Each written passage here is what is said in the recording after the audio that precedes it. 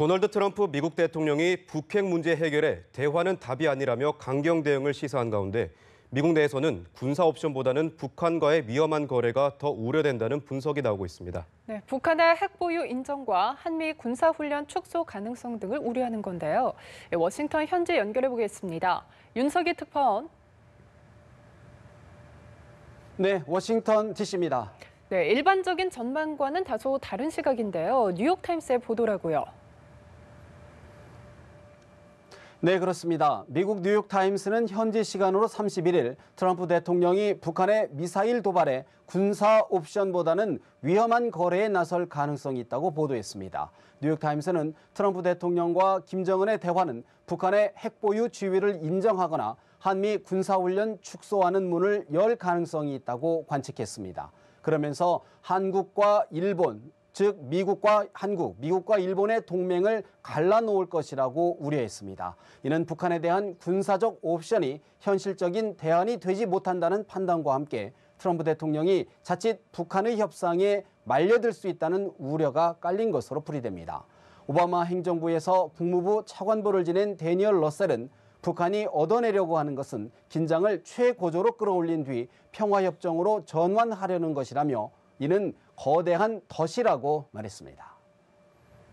네, 현 시점에서는 트럼프 대통령과 김정은 위원장의 정상회담은 무리한 생각이라고 보도했다고요.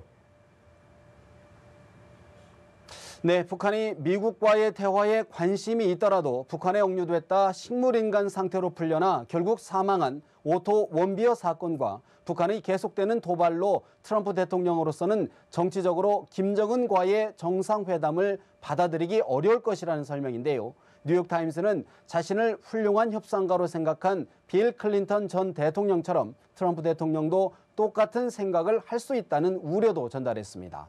아울러 트럼프 대통령의 허약한 외교 참모진이 대북 접근을 어렵게 한다며 그 일례로 국무부 동아태 차관보와 주한 미국 대사를 임명하지 않는 것 등을 꼽았습니다. 네, 그런가 하면 제임스 매티스 미 국방부 장관, 북한 문제에 있어서는 트럼프 대통령과 독립적인 목소리를 내고 있는데 미국 언론들이 이례적으로 호평했다고요.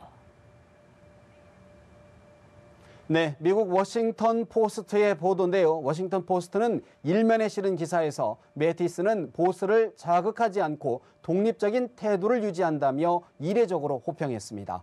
어제 트럼프 대통령이 북핵 문제에 대해 대화는 답이 아니라고 한 데 대해 절대로 외교적 해법에서 벗어나지 않을 것이라며 여지를 둔 것을 대표적인 사례로 꼽았는데요. 트럼프 대통령이 트랜스젠더의 군 입대를 금지한 행정명령에 서명하자 현역은 일단 유지한다며 혼란을 가라앉힌 것도 깔끔한 뒷수습이었다는 평가입니다. 트럼프 행정부 내에서 같은 온건파로 분류되는 렉스 틸러슨 국무장관이 다소 튀는 발언으로 대통령의 심기를 건드리는 것과도 다른 모습입니다. 워싱턴 포스트는 매티스 장관이 즉흥적이고 감정적인 대통령의 발언 등에 차분하고 질서 있는 힘을 보여주고 있다고 평가했습니다. 네, 반면에 렉스 틸러슨 국무부 장관은 대북 인권 특사와 북핵 육자회담 특사를 폐지하기로 해 논란이 되고 있죠. 네, 그렇습니다. 렉스 틸러슨 국무장관은 국무부 조직을 개편하면서 대북 인권 특사와 북핵 육자회담 특사를 폐지 또는 통폐합할 것으로 알려졌는데요. 틸러슨 장군은 지난 29일 의회에 보낸 서한에서 대북 인권 특사실의 기능과 직원들을 안보, 민주주의, 인권 담당 차관 산하로 이관키로 했습니다. 북핵 육자회담 특사직은 지난 2008년 이후 회담이 재개되지 못하고 있는 점을 감안한 것으로 보입니다. 하지만 이에 대해 워싱턴 포스트는 외교안보 칼럼을 통해 중대한 시기에 중요한 문제에 관해 어리석은 후퇴를 했다는 여야 정치권의 의견을 전달했습니다. 정치 거물로 꼽히는 공화당 마코 루비오 상원 의원도 특사 재조정 필요성은 있지만 대북 특사의 경우는 다르다며 북한 정권의 구조적이고 끔찍한 학대 문제에 초점을 맞춘 특사가 필요하다고 밝혔습니다. 이에 대해 국무부는 특사직 통폐합은 효율적인 외교를 위한 것이라며 북한 인권에 여전히 깊은 관심을 가질 것이라고 해명했습니다. 네, 또 도널드 트럼프 대통령이 사제 개편에 시동을 걸었다는 소식도 있던데요. 야당인 민주당 등의 반대가 거세다고요. 네, 그렇습니다. 트럼프 대통령은 현재 35%인 법인세를 15%로 인하하겠다는 구상인데요. 다음 주 개회하는 미 의회에서 논의를 진전시킨 뒤 연말까지 법인세 인하를 이끌어내겠다는 법안입니다.